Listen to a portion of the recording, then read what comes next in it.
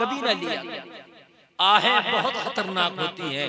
गरीबों के दिल के जो धुएं होते हैं ना, खुदा की कसम वो अमीरों के नशेमन को तबाह बर्बाद कर देते हैं, उनकी कोठियों में आग लगा देते हैं। इसलिए किसी के दिल को ना दुखाओ, किसी के दिल को तकलीफ ना पहुंचाओ, किसी की बद्दुआ लेने की कोशिश ना करना। अल्लाह ने अगर ताकत दी है तो उस ताकत को मजलूमों की आस बनाना, गरीबों की मदद में इस्तेमाल करना, कमजोरों की मदद करने में इस्तेमाल करना, कमजोरों को दबाने में कभी इस्तेमाल ना करना। समझ रहे हैं? एक अल्लाह वाला, अरे भाई इधर खामोश हो जाओ यार, आप लोग खामोश हो जाएं। देखो अगर आप खामोश नहीं होंगे ना तो फिर तकरीर कैसे हो पाएगी। इसलिए कि जो तकरीर चल रही है मैं बड़ी मेहनत से कर रहा हूँ, मैं मेरा बिल्कुल साथ नहीं दे रहा, तो आप लोग कम से कम मेरा साथ दो ताकि मैं आपको सुना सकूं। मुझे ऐसा लग रहा है कि जो मैं तकरीर कर रहा हूँ, ऐसा लग ही नहीं रहा है कि यार मैं जो तकरीर आज कर रहा हूँ तो वो उन लोगों में कर रहा हूँ कि जो लोग तकरीर सुनने आते हैं। ऐसा लग रहा है कि तकरीर हो रही है कहीं मेले में मैं चला गया हूँ। मेले में होता है ना जिसका जो जी चाहता है वो करता है। लोगों ये मेला नहीं, मदीने वाले मुस्तफा की महफिल, ये मेला नहीं है। और नौजवान इधर को दांत फाड़ लो, इधर देखो, इधर दांत काय को फाड़ लो, अजीब मसला है। ये कोई मेला नहीं है, मुस्तफा की महफिल। एक अल्लाह वाला निकला, अल्लाह अल्लाह करता हुआ जा रहा है, उधर से एक जोड़ा आ रहा, जोड़ा कपल जानते हो, दूसरे एक दूसरे मोहब्बत करने वाला, वो जोड़ा आ रहा। अजीब नशे में चूर है ये कपल। इस अल्लाह के वली के कदमों से गुबार उठा और इस कपल के कपड़ों पे जाके लग गया। लड़की ने शिकायत की अपने महबूब से, ये कौन दीवाना है, ये कौन बूढ़ा है, ये कौन पागल है, इसके उठे हुए गुबार से मेरे कपड़े गंदे हो गए। वो नशे में चूर था, उसने हाथ उठाया, अल्लाह वाले को एक थप्पड़ रसीद कर दिया।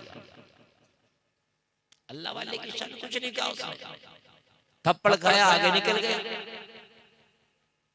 आगे निकला, हलवाई अपनी दुकान में दूध कढ़ाई में गर्म कर रहा था। हलवाई ने कहा बाबा दूध पियोगे? का बेटा पिला दे। एक गिलास दूध उसने दिया, इसने दूध पिया, अल्लाह का शुक्र अदा किया। मौला तेरी भी क्या शान है, कभी थप्पड़ खिलाता है, कभी दूध पिलाता है, वो भी शुक्र अदा किया। ये दूध पी के इधर से वापस आ रहा था, उधर से वो कपल फिर आ रहा था। मगर शान ये है कि ये अल्लाह वाला दूध पी के आ रहा था, दिल मुतमईन था। वो कपल आ रहा था जिसने चांटा मारा था, वो अजीब इत्तेफाक हुआ, ठोकर लगी, गिरा, वो हाथी टूट गया, अल्लाह से ज्यादा पावर किसी की नहीं है। अल्लाह फरमाता वला तमशी फिल अर्दी मरहा, जमीन में अकड़ के ना चलो। अल्लाह फरमाता तुम्हारी औकात क्या है, तुम एक नापाक कतरे से पैदा किए गए, जो पीठ से निकलता है मर्द, वो नापाक कतरा अगर कपड़े पे लग जाए तो नमाज ना हो। उस नापाक कतरे से अल्लाह ने हम सबको पैदा किया, ये हमारी औकात है। और अल्लाह फरमा रहा है कि तुम अपने हुस्नों पे, अपनी जवानियों पे, अपनी खूबसूरतियों पे नाज कर रहे हो, उस पर नाज ना करो। सुम्मा रददनाहु अस्फला साफिलीन में फिर नीचे की तरफ तुम्हें भेज दूंगा, नीचे की तरफ लौटा दूंगा। अगर जवानी है तो बुढ़ापा आएगा, अगर हुस्न है तो कब्र में तेरी गालों की गोश्त को मिट्टी खा जाएगा। वो भी तो वक्त आएगा ना, जवानी है तो बुढ़ापा भी आएगा कि नहीं आएगा। ये जो तेरा हुस्न है इसको कब्र के कीड़े भी खा जाएंगे कि नहीं खा जाएंगे। तो नशा, गुरूर किस बात का, तकब्बुर किस बात का। लोगों इसका हाथ टूटा हुआ है, हाथ टूटा हुआ देखा, अल्लाह वाले ने कहा क्या हो गया, ये कपल इस अल्लाह वाले के कदमों पे गिर गया, हुजूर माफ कर दे, जिस हाथ से मैंने थप्पड़ मारा था वो हाथ ही टूट गया, मुझे माफ कर दे, पता नहीं आपकी बददुआ तो नहीं लग गई। अल्लाह वाले ने कहा, वो लड़की माफी मांग रही थी, कहने लगे चुप जा, तेरा बीच में बोलने का मामला नहीं है, ये मामला महबूबों का है। लड़की बोली क्या हुआ? अल्लाह वाले ने कहा मेरे पैर से गुबार उठा, तेरे महबूब को गुस्सा आया, उसने थप्पड़ मार दिया,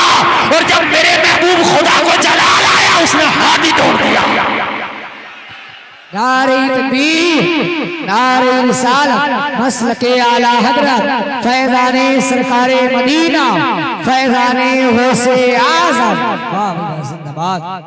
ये तो मामला चाहत का है। लोगों जो कमजोर है, जिसे सता रहे हो सकता है कि उसका मामला अल्लाह से इतना करीबी है, उधर उसकी दिल से आह निकले, बाबे याबत से टकरा जाए, तू तबाह बर्बाद हो, तबाह बर्बाद हो। भाई स्टेज की चाय खत्म करो। ये लोग ऐसे इस चाय को भी ऐसे देख रहे हैं जैसे कोई हेलीकॉप्टर आ रहा है। इनको ये पता नहीं है, ये ऐसे देख रहे हैं। मैं बिल्कुल आपका डिस्टर्ब नहीं चाहता। अगर आप डिस्टर्ब करते रहेंगे तकरीर नहीं करके दूंगा मैं बिल्कुल भी। हाँ, बिल्कुल आप डिस्टर्ब नहीं चाहता मैं। आप बिल्कुल बोले नहीं, बात नहीं करें आपस में।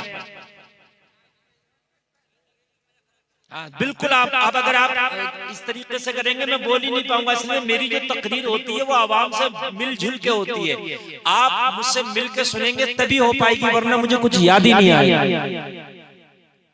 तवज्जो फरमाते जाएं, किसी के दिल को ना दुखाना। शहरों के अंदर लोग क्यों खुशहाल होते हैं सुने आप? शहर में रोजी सबसे पहले मिलती है, देहात में बाद में। जबकि धान देहात में पैदा हो रहा है, गेहूं देहात में पैदा हो रहा है, गन्ना देहात में, लेकिन चाय अच्छी शहर का पीता है। चावल देहात में लंबा शहरी खाता है। देहात में इतना लंबा चावल नहीं खाएगा, शहर में लंबा खाएगा। मैं सही बता रहा हूं आपको। देहात में रोजी इतनी आला नहीं मिलती जितनी आला शहरियों को, और देहात में पहले रोजी नहीं बल्कि पहले रोजी शहर में, जबकि शहर में पैदा नहीं होती। वजह क्या है? वजह सुने।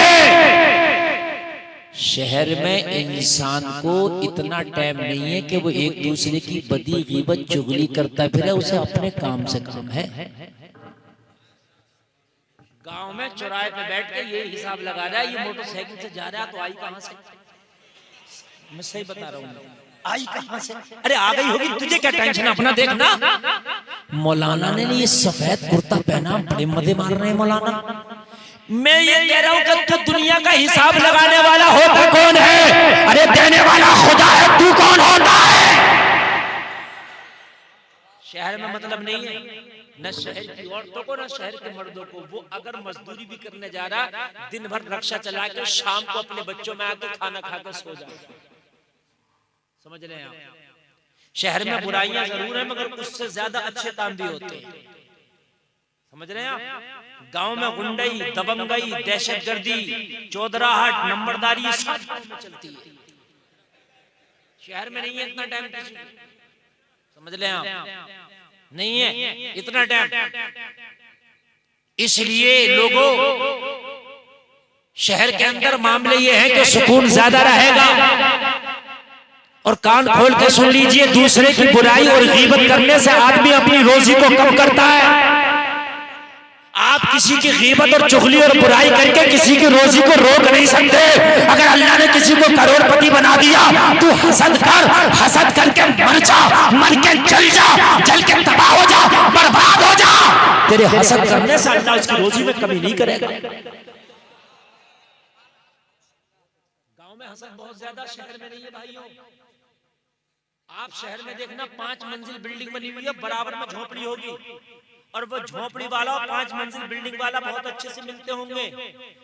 गांव के अंदर ये अगर किसी ने बना लिया अच्छा मकान तो पूरा मोहल्ला तो उससे खार खा ही रहा कम से कम। क्यों बना लिया? हकीकत बता रहा हूं मैं, बड़ा मसला है भाई।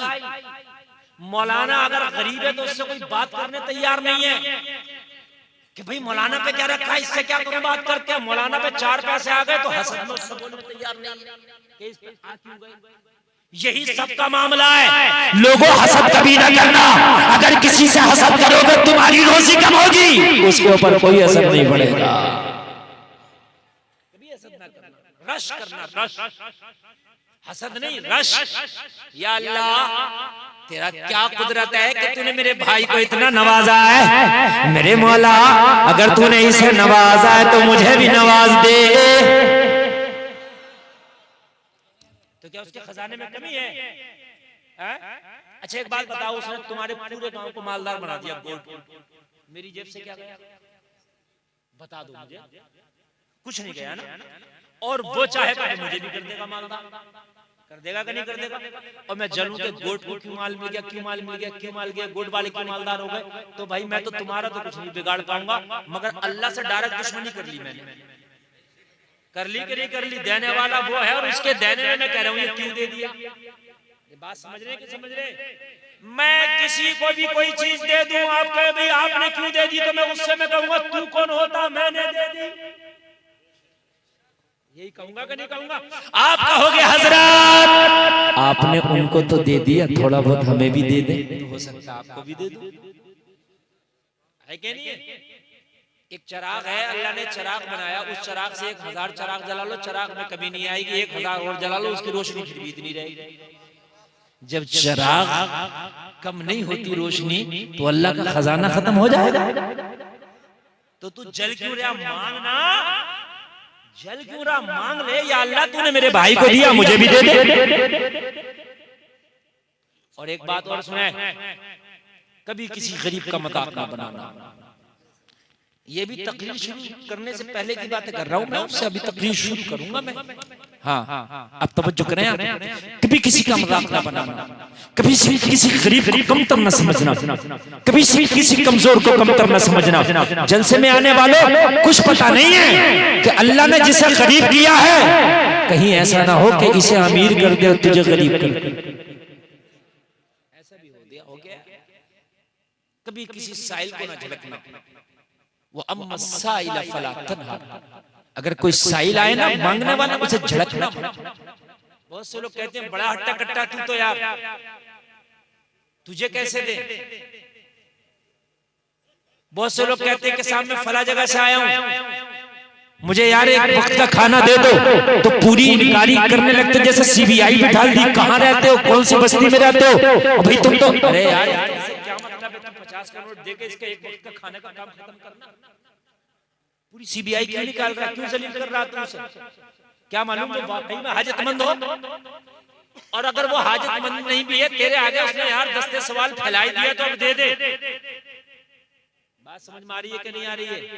अब दे दे, कहीं ऐसा ना हो कि तूने तेरी जबान से सख्त जुमले निकल गए, और अगर सख्त जुमले निकल गए, इसके दिल को तकलीफ हो गई, तो कहीं ऐसा ना हो तू तबाह होकर रह जाए, तू देने के काबिल न रह सके। बहुत से लोग देते तो जलील करके देते, रुस्वा करके देते ना। सुने, मैं एक दिन तारीख पढ़ रहा था, समरकंदो बुखारा की नाम सुना होगा आपने, समरकंदो बुखारा का। समरकंद में कहत पड़ गया। कहत जानते हैं, बारिशें पहले नहीं होती थी तो जमीन से सब्जियां नहीं उगती थी, फल और अनाज नहीं उगते थे, लोग भूख से मरने लगते थे। कहत पड़ा, कहत पड़ा, लोग हिजरत कर करके समरकंद से दूसरे शहरों को जाने लगे। एक सैयद आले रसूल बेवा खातून थी, छोटे छोटे बच्चे थे, छोटे छोटे बच्चे, समरकंद से हिजरत करके ये बुखारा चली गई। अब तुम बोलना शुरू हुई, खामोश हो जाओ। मैं जो तकरीर कर रहा हूं ना, अब ये तकरीर बोलने की नहीं, अब सुनने की। समरकंद में जब कहत पड़ा तो एक बेवा खातून जो सैयद आले रसूल है, अपने छोटे छोटे बच्चों को लेके ये भी हिजरत करके बुखारा चली गई। भूखी थी, सफर किया था, थकी थी, छोटे छोटे बच्चे भूख से तड़प रहे थे, बिलख रहे थे। वहां जाके ना कोई बिजनेस था, ना कोई घर था, ना कोई मकान था, ना कोई आसरा था, बच्चों को क्या खिलाती। बच्चे बार बार माँ से खाना मांग रहे थे, बच्चों को क्या खिलाती। अपने बच्चों को पेड़ की छांव में बिठा के कहने लगी, बच्चों थोड़ी देर बैठ जाओ, मैं कुछ खाने का इंतजाम करके लाती हूँ, हो सकता है कोई तो होगा, एक वक्त का खाना दे दे ताकि पेट की आग बुझ जाए। अपने बच्चों को एक पेड़ के नीचे बिठाया, दरख्त की छांव में बिठा के। ये सैयद साथी हिजाब किए हुए है, उन लोगों को नकाब लगाए हुए है, एक मुसलमान की दुकान पर पहुंची, कहने लगी तूने तो मेरे नबी का कलमा पढ़ा है, तू तो कुरान भी पढ़ता है, तू तो नमाजें भी पढ़ता है, तू तो अपने आप को मुसलमान मुसलमान कहता है मैं सैयद सादी हूँ, मैं आले रसूल हूँ, मैं चमन चेहरा जहरा की एक कली हूँ, मेरे शोहर का इंतकाल हो गया, समरकंद में बहुत बड़ा कहत पड़ा है, मेरे छोटे छोटे से बच्चे हैं, भूख से तड़प रहे हैं, मैं तो अपने आप को बर्दाश्त कर सकती हूँ, मगर बच्चों का तड़पना नहीं देखा जाता, उनका बिलखना नहीं देखा जाता, उनकी भूख नहीं देखी जाती। ए मेरे नबी के कलमा पढ़ने वाले, मुझे इतना दे दे कि अपने बच्चों को 2 वक्त का खाना खिला सको, ताकि उनकी तड़प खत्म हो जाए, उनकी बेकरारी खत्म हो जाए। इसकी दुकान पर जाके खड़ी हुई, वाकई ये कलमा पढ़ने वाला था, नमाज़ें भी पढ़ता था, लेकिन पता क्या जवाब दिया इसने? कहने लगा मैं दे तो दूं, मगर ये क्या गारंटी है कि तुम सैयदजादी हो? क्या गारंटी है कि तुम सैयद भी हो कि नहीं हो? एक मसला सुन लें, कोई अपने आप को सैयद बता रहा है और आपको उसकी तहकीक नहीं कि है कि नहीं है, तो आप सैयद मान लो, और आपको तहकीक है कि ये सैयद नहीं है तो मुखालफत करो। ऐसा नहीं है कि सब सैयद साहब करें तो आप भी सैयद ही कहने लगे, आपको तो पता है ना कि नहीं है ये, तो मुखालफत करो, सैयद नहीं है तू। बात समझ रहे कि नहीं समझ रहे? और आपको पता नहीं है कि सैयद है कि नहीं है, उसने कहा मैं सैयद हूं, तो आप मानो, चाहे वो नहीं है, उसका गुनाह उस पर है। समझ में आ गया मसला? कहने लगी मैं सैयद सादी हूँ, कहा क्या गारंटी है, कुछ प्रूफ दिखाओ।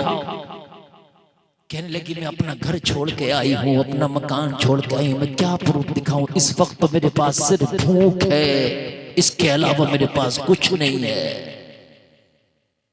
उसकी दुकान को छोड़ा, किसी दूसरे की पे चली गई। अब जिसकी दुकान पे पहुंची है मुसलमान नहीं है कि यहूदी था, मगर ये तौरात किताब का आलिम था, इसने तौरात को पढ़ा था, और तौरात किताब के अंदर आखिरी नबी की निशानियां बताई गई। जरा कह दो ना सुभान अल्लाह।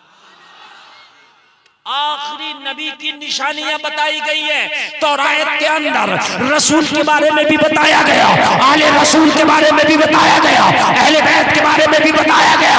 लोगों जैसे ही कहा मैं सैयद सादी हो, ये यहूदी खड़ा हो गया और खड़ा होकर कहने लगा हाय मेरे, हाय मैं अपनी अजमत पे कुर्बान, अपने नसीबे पे कुर्बान, एक सैयद सादी मेरी दुकान पे आई है। कहने लगा मखदूमा आप यहाँ खड़ी ना हो, आपका मकाम यहाँ नहीं है, आपका मकाम मेरा घर है, अपने बच्चों को लो, मेरे घर में चलो, मेरे घर में मेहमान बन जाओ। मेरे घर में मेहमान बन जाओ। ए मखदूमा आप यहाँ खड़ी अच्छी नहीं लगती, आप तो शहजादी है, और शहजादी बाजार में खड़ी हुई अच्छी नहीं लगती। शहजादी तो महल की मालकिन होती है। मेरा घर, मेरी कुटिया, मेरी झोपड़ी आपके लिए हाजिर है, मेरा महल कमरा आपके लिए हाजिर है। बच्चों को लेकर चलो, मैं वही खिदमत करूंगा, जितने दिन चाहो रुक जाना, जितने दिन चाहो मेहमान नवाजी करना। कहने लगा ए सैयदजादी मैंने तौरात में पढ़ा है आखिरी नबी की निशानी ये होगी कि नबी और नबी के घर वाले खुद फाके से भी रहेंगे, मगर भूखों को खाना खिलाते रहेंगे। तुम तो वो हो कि तुम तो भूखों को खुद पेट से पत्थर बांध लेते हो और भूखों को खाने खिलाते हो, तुम तो खुद वो हो।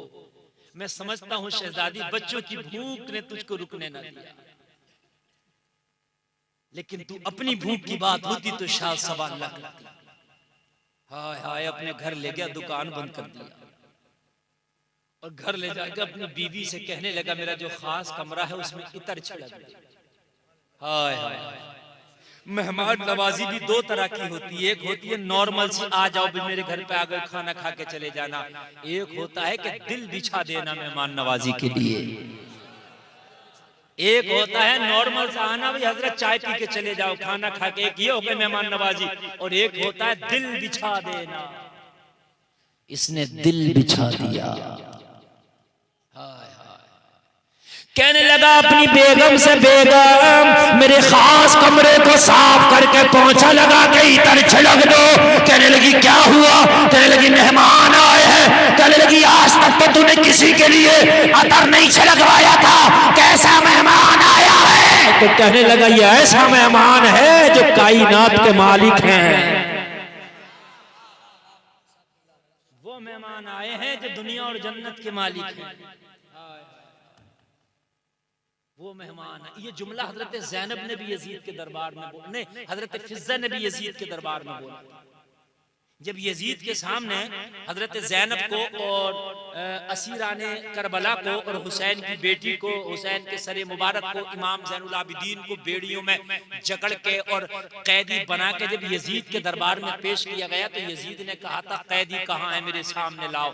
तो हजरत फिज़्ज़ा जो हजरत फातिमा की कनीज हैं वो जलाल में आ गई और यजीद से कहने लगी ओ कुत्ते अपने दिमाग का इलाज कर, ओ कुत्ते अपने दिल का इलाज कर। तो जिन्हें कैदी कहता है रब काबा की कसम ये कैदी नहीं दुनिया और जन्नत के मालिक है। जिन्हें तो कैदी कहता है ये कैदी नहीं है दुनिया और जन्नत के मालिक है। हाय अपनी बीवी से ये यहूदी बोला तुझे पता नहीं है शहजादी ये मुस्तफा आई है, चमन ज़हरा की कली आई है। लोगों इसने अपने कमरे को खास तरीके से तैयार किया, अतर लगा के मुअत्तर कर दिया। शहजादी से बोला मेरे कमरे में विराजमान हो जाओ। शहजादी जब कमरे में आ गई कहने लगा ओ शहजादी मैंने कमरे को पोछा लगा दिया, नमाज भी पढ़ सकती है। मैंने पोछा लगा दिया है, नमाज भी पढ़ सकती हो। और कहने लगा अब दुकान नहीं खुलेगी जब तक आप मेहमान नवाजी में रहेंगे, अब नहीं खुलेगी दुकान। दरवाजे पर खड़ा हो गया, कहने लगा मैं खादिम की हैसियत से खड़ा हूँ, दरवाजा बंद कर लें और खाना खा के आराम कर लें। जब जब जरूरत हो पूरी रात अवेलेबल रहूंगा, खाली कुंडी खटखटा देना ये गुलाम हाजिर हो जाए। अगर गर्म पानी की जरूरत पड़े ना तो कुंडी खटखटा देना, ठंडे की जरूरत पड़े ना तो कुंडी खटखटा देना, जो चाहिए शहजादी बोल देना। आज मेरा नसीबा है कि आप मेरी मेहमान बनी हो। शाम आ गई, खाना खाया, नमाज पढ़ी और नमाज पढ़ने के बाद मैं अपने बच्चों के साथ ये सैयदजादी ने आराम के लिए लंबी सांस ली थी और आराम में चली और ये अपने दरवाजे पर खड़ा खड़े खड़े खड़े खड़े आधी रात आ गई। इंसान है, बशरी तकादे हैं, दिन भर का थका है, खड़े